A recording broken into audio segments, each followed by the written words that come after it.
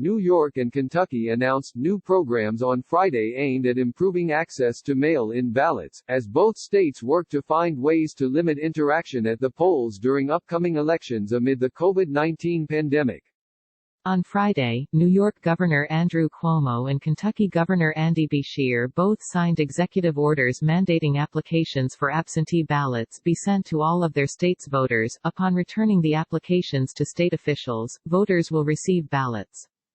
I am issuing an executive order to ensure every New York voter automatically receives a postage-paid application for an absentee ballot because no New Yorker should have to choose between their health and their right to vote, Cuomo said in a statement.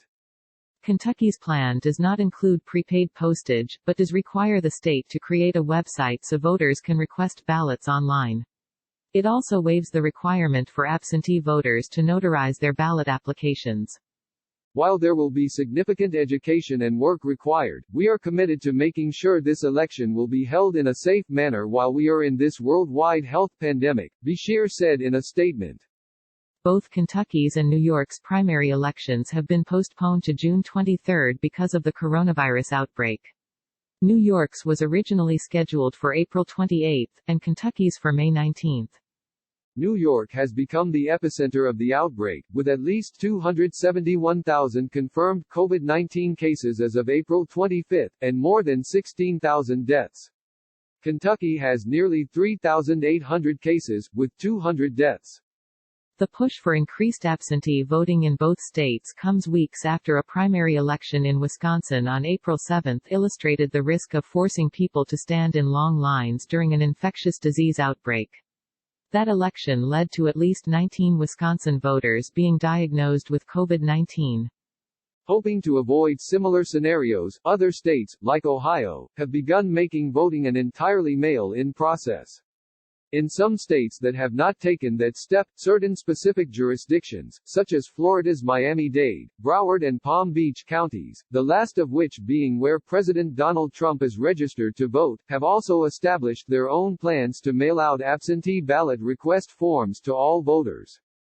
But such measures have faced political pushback, with many Republicans, including Trump, arguing that mail-in voting carries with it a risk of fraud.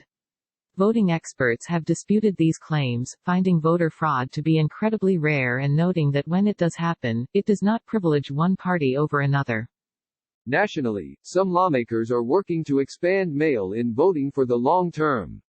Sens. Ron Wyden, DOR, and Amy Klobuchar, DMN, introduced an updated bill that would expand early and absentee voting, and mandate voting contingency plans for future emergencies like coronavirus. As Vox's Ella Nilsson has reported, 34 states allow all voters to vote by mail. The remaining 16 states require applicants to provide an excuse, such as serving in the military or living abroad, to request a mail-in ballot. New York has such a requirement, which is functionally waived under Cuomo's executive order. It remains to be seen how the coronavirus will affect November's general election, and whether efforts to broaden the availability of vote by mail will come to fruition by then. At a hearing on the subject on Wednesday, elections experts warned there may not be enough time to prepare for a nationwide mail-in election in November. States may not have the time or resources to acquire the envelopes, ballots, and scanning machines needed, Washington State Secretary of State Kim Wyman told Wednesday's panel. With the impacts of COVID-19, I am very concerned that with only 6 months really to implement vote by mail or absentee voting in a jurisdiction, that it's going to be a heavy lift, she said. And she added that poorly implemented absentee voting structures could undermine faith in the election's result. On the state level, Ohio has seen the difficulties Wyman outlined.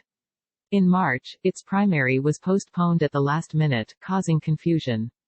The state decided to move to an entirely mail-in process. Now, some voters may not receive ballots in time to vote, Ohio's Secretary of State has said. It's a reminder for increasingly cash-strapped states, and for federal lawmakers hoping to create national vote-by-mail programs, that to ensure a smooth transition to mass mail-in voting this fall, action must be taken now. Support Vox's explanatory journalism. Every day at Vox, we aim to answer your most important questions and provide you, and our audience around the world, with information that has the power to save lives. Our mission has never been more vital than it is in this moment, to empower you through understanding. Vox's work is reaching more people than ever, but our distinctive brand of explanatory journalism takes resources, particularly during a pandemic and an economic downturn. Your financial contribution will not constitute a donation, but it will enable our staff to continue to offer free articles, videos, and podcasts at the quality and volume that this moment requires. Please consider making a contribution to Vox today.